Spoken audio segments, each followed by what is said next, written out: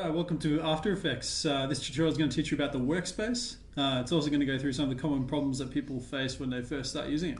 So to begin with, you'll notice that you separate into these different panes. Okay, this one here is the project pane. This is where you drag your footage or import your footage, whether it be video, audio, or still images. To do it, you just double click on it, and from here you can pick it. So I'm going to pick the box slide one. You should be able to find your resources for tutorials as well. Alternatively, if you know where your files are, you can always just drag them in and drop them. That works as well. You can create a new composition by clicking composition up the top and then hitting new composition. And from here you can manually choose, your width and height of your composition. You can pick from the presets, which will just automatically create things like frame rate and height and width and that kind of thing. You can change the frame rate manually. The more frames you have, the better fast motion will appear when it's slowed down. So it uses a lot more memory, but it comes out a bit clearer. Duration, obviously the duration of how long you want your composition to go for. This is a pixel aspect ratio. This is whether it's going to be square or rectangular, that kind of thing. But if you want to make a composition that matches your footage exactly, you click on your footage and you'll notice up here it says 854 by 480, and it also tells a frame rate right here. And if you just drag and drop that down below onto this make new composition option down here, it'll create a composition for you that matches all those settings exactly, so you don't have to bother having to make them.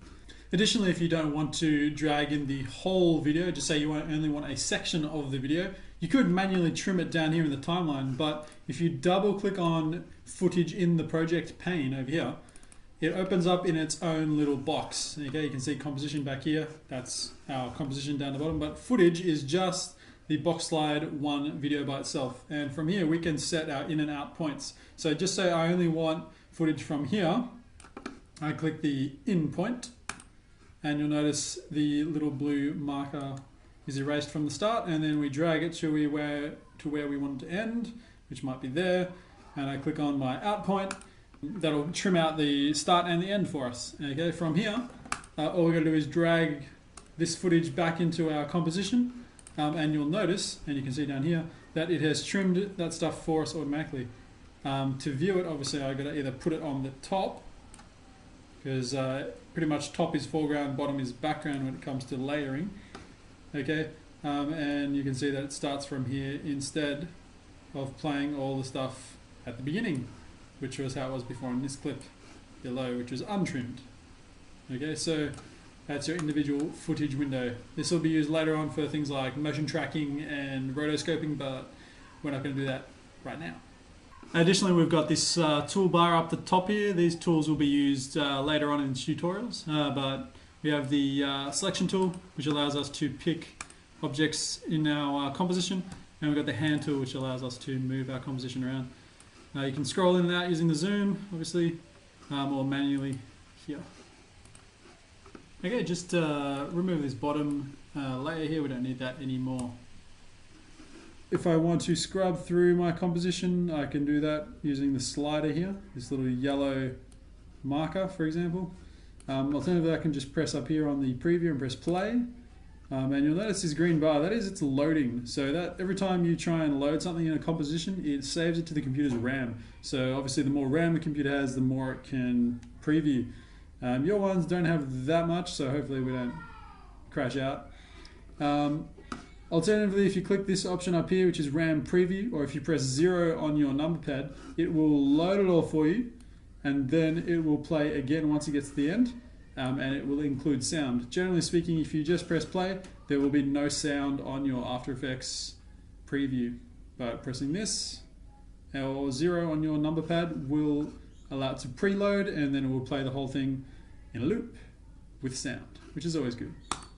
Alright, just say you accidentally stuff up your workspace. You press close on this stuff and you just realize, oh no, what do I do? How do I get it back? It's really simple. Window, workspace, and then hit reset. Standard is the one that we're working with, so if you hit reset standard, say yes, everything will come back to the way it was. Okay, alternatively, if you're watching a tutorial and there is absolutely no option, so you've been looking around, you can't find it, if it's down here particularly, that happens a fair bit, it's because you can customize your buttons down below here. So if I right click on this, choose columns, you'll notice I can turn things on and off. So if I turn off modes, now I don't see it.